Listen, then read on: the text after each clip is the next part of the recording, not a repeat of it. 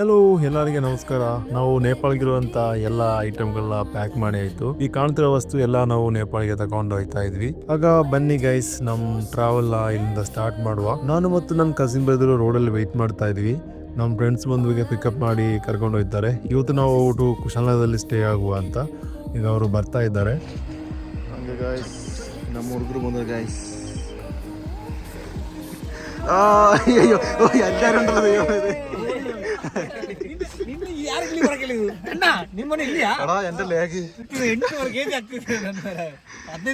Focus ಆಯ್ತಿಲ್ಲ അപ്പൊ ശരി കണ, ബൈ ബൈ, കാണാം നമുക്ക്. See you. Thank you. മൈര ಅಂತನ ಏಯ್ ಕಣ್ಣ ಬರ್ಬೇಕಿರ್ಲಿ, ಜಾಲಿಯಾಗಿರ್ತಿತ್ತು. ಕಣ್ಣ ಎಂತ ಕಣ್ಣ ಇದು ನೋಡು, ಎಷ್ಟು ಕತ್ಕೊಂಡಿದ್ದಾರೆ. ಸರಿ, ಬಾಯ್ ಬಾಯ್ ಬಾಯ್ ಬ್ಯಾಗ್ ರೀಚ್ ಆಗುತ್ತೆ. ಹಂಗೆ ಗಾಯ್ಸ್, ಈಗ ನಾವು ನಮ್ಮ ಫ್ರೆಂಡ್ ಡ್ಯಾನ್ಸ್ ಕ್ಲಾಸಿಗೆ ಬಂದಿದ್ವಿ. ಮಾಫಿಯನ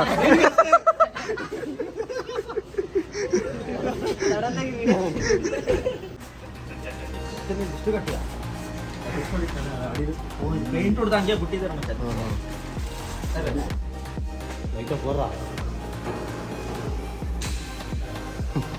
ಹಾಗೆ ಗೈಸ್, ನಾವು ಸ್ವಲ್ಪ ಮಾತಾಡ್ಕೊಂಡು ಹಾಗೆ ಟೈಮ್ ಪಾಸ್ ಮಾಡ್ತಾ ಇದ್ವಿ. ನಾವು ಮಾತ್ರ ಮಾತಾಡಿದ್ರೆ ಬೆಳಿಗ್ಗೆ ತನಕ ಮಾತಾಡ್ತೀವಿ. ಹಿಂಗೆ ನಮ್ಮ ಫ್ರೆಂಡ್ಸ್ ಎಲ್ಲ ನಮಗೆ ಆಲ್ ದ ಬೆಸ್ಟ್ ಇಲ್ಲಿ. ಈಗ ಅವರು ಹೋಗ್ತಾ ಇದ್ದಾರೆ.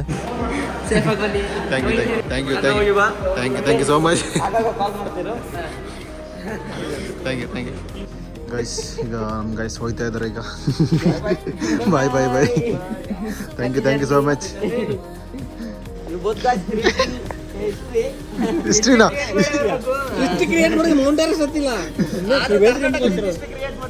ಆಯ್ತು. ಬಾಯ್.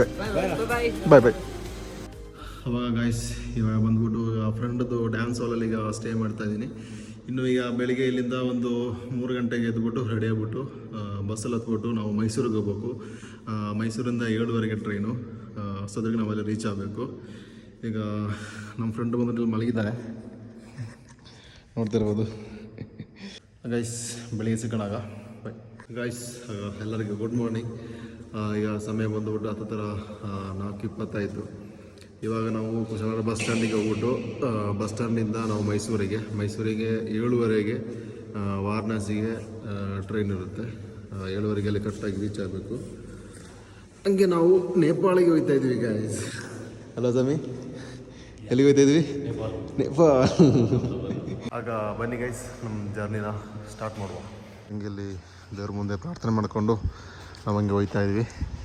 ಮುಂದೆ ಇದು ರಥಬೇದಿ ಕುಶಾಲನಗರದು. ಹಂಗೆ ನಾವು ಇಬ್ಬರು ಸೇರಿಕೊಂಡು ಹೋಗ್ತಾ ಇದ್ವಿ.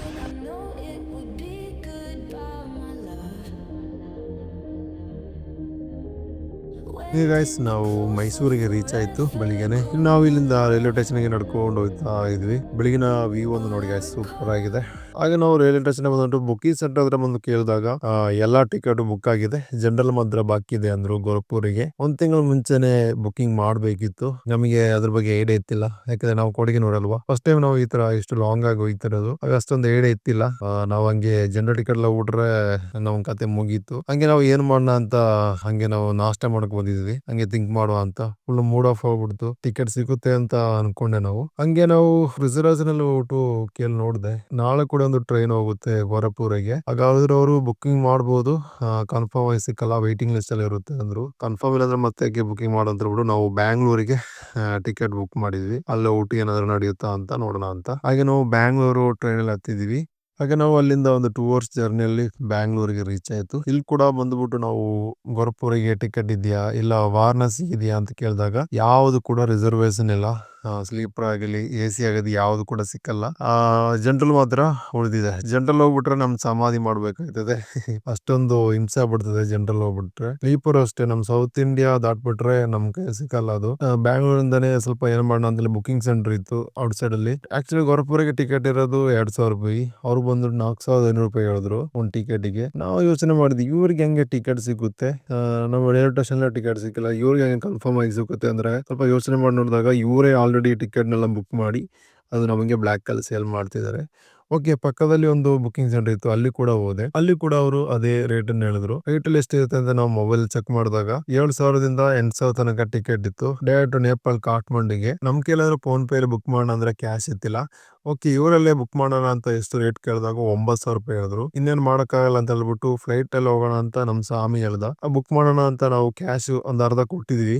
ಅರ್ಧ ಕ್ಯಾಶ್ ಕೊಡುವೆ ನಾನು ವಿಡಿಯೋ ತಕೊಂಡೆ. ವಿಡಿಯೋ ತಕೊಂಡು ಅವ್ರು ಕೇಳಿದ್ರು, ಯಾಕೆ ವಿಡಿಯೋ ಮಾಡ್ತಿದಾರ ಅಂತ. ನಾನು ಹೇಳ್ದ, ಈ ತರ ವ್ಲಾಗಿಂಗ್ ಮಾಡ್ತಾ ಇದಾರೆ ಅಂತ ಹೇಳಿದ್ರು. ಸರ್ ಪ್ಲೀಸ್ ವಿಡಿಯೋ ರೇಟ್ ಮಾಡಿ ಅಂದ್ರು ಅವರು. ಅವಾಗಲೇ ನಮ್ಗೆ ಕನ್ಫರ್ಮ್ ಆಯ್ತು ಇದು ಪಕ್ಕಾ ಸ್ಕ್ಯಾಮ್ ಅಂತ. ಆ ವಿಡಿಯೋ ಹಿಡಿದಿದ್ದಕ್ಕೆ ನಾವು ಕ್ಯಾಶ್ ಡಾಕ್ಯುಮೆಂಟ್ಸ್ ಎಲ್ಲ ವಾಪಸ್ ಕೊಟ್ಬಿಟ್ಟ. ನೋಡಿ ಗೈಸ್, ಈ ತರ ಸ್ವಲ್ಪ ಜೋಪಾನವಾಗಿರಿ. ನೀವು ಟಿಕೆಟ್ ಸಿಗಿಲ್ಲ ಅಂತ ಹೇಳ್ಬಿಟ್ಟು ಈ ತರ ಎಲ್ಲ ಥರ್ಡ್ ಪಾರ್ಟಿಗೆ ಹೋಗ್ಬಿಟ್ರೆ ಸ್ಕ್ಯಾಮ್ ಮಾಡ್ಬಿಡ್ತಾರೆ.